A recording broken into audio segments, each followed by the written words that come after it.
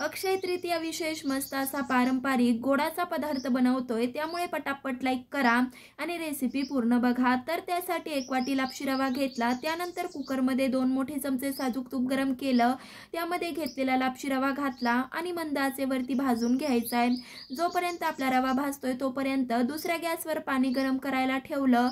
इथं आपला रवा ही छान भाजलाय। आता ह्यामध्ये 1 चमचा बडीशेप घालायची। एकदा हे चांगलं मिक्स करून घेतल्यावर 1 वाटी आपण रवा घेतलाय, तर त्यासाठी 4 वाटी गरम पाणी ह्यामध्ये घालायचं। चांगलं असं मिक्स करून घेतल्यावर कुकरचं झाकण लावलं आणि 2 शिट्ट्या काढून घेतल्या। पाहू शकतायत कुकर झाल्यावर पूर्णपणे वाफ जाऊ दिली। झाकण उघडल्यावर आता ह्यामध्ये 1 वाटी गूळ घालायचा। हे चांगलं मिक्स करून घेतल्यावर पुन्हा झाकण लावून 2 शिट्ट्या काढून घेतल्या।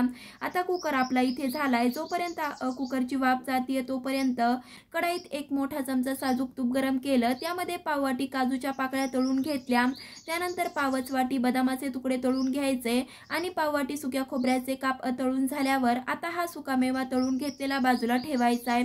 तोपर्यंत इथं आपली कुकरची वाफ ही गेली आहे। झाकण उघडायचं आणि त्यामध्ये तळून घेतलेले सुकामेव्याचे काप घालायचे, सोबतच पाव चमचा वेलची पूड घालायची। हे चांगलं एकदा मिक्स करून घेतल्यावर महाप्रसादात मिळते तशी साजूक तुपातली लापशी आपली तयार झाली आहे। त्यामुळे तुम्ही ही बनवा।